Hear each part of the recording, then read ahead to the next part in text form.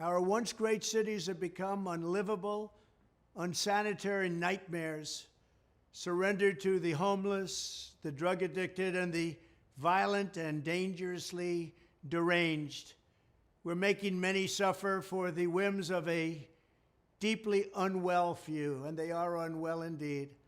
The homeless have no right to turn every park and sidewalk into a place for them to squat and do drugs. Americans should not have to step over piles of needles and waste as they walk down a street in a beautiful city, or at least once beautiful city, because they've changed so much over the last 10 years. Our first consideration should be the rights and safety of the hardworking, law-abiding citizens who make our society function. When I'm back in the White House, we will use every tool, lever, and authority to get the homeless off our streets. We want to take care of them, but they have to be off our streets. There is nothing compassionate about letting these individuals live in filth and squalor rather than getting them the help that they need. We need professionals to help them. For a small fraction of what we spend upon Ukraine, we could take care of every homeless veteran in America. Our veterans are being treated horribly. Likewise, with all of the money we will save by ending mass unskilled migration, we will have a huge dividend to address this crisis in our own country. Under my strategy, working with states, we will ban urban camping wherever possible. Violators of these bans will be arrested, but they will be given the option to accept treatment and services if they're willing to be rehabilitated. Many of them don't want that, but we'll give them the option. We will then open up large parcels of inexpensive land, bring in doctors, psychiatrists, social workers, and drug rehab specialists, and create 10 cities where the homeless can be relocated and their problems identified. But we'll open up our cities again, make them livable, and make them beautiful. For those who are just temporarily down on their luck, we will work to help them quickly reintegrate into a normal life.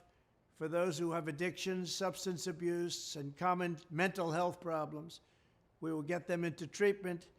And for those who are severely mentally ill and deeply disturbed, we will bring them back to mental institutions where they belong, with the goal of reintegrating them back into society once they are well enough to manage. It's a tough task, a very tough task, what's taken place on the streets, what's taken place with their taking so much drugs. But the fact is, we're going to try.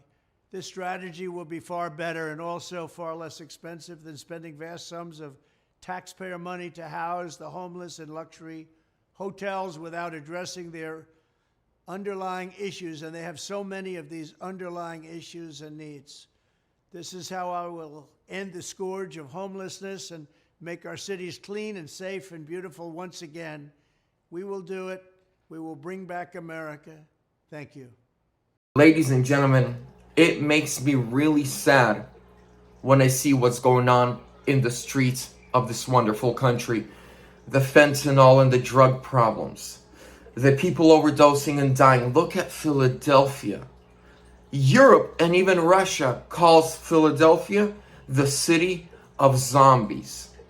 We should not be there. We should not allow our youth, our young adults, to be in the position where they're trying all these drugs. Close the border. Make sure fentanyl doesn't come in here. Guess what happens? No fentanyl to kill people. What we need is stricter laws, but at the same time, help. And Trump is right. That it's not sympathy if you're letting them just do whatever. That's the opposite. Sympathy is when you offer them treatment and you hold them accountable for their actions.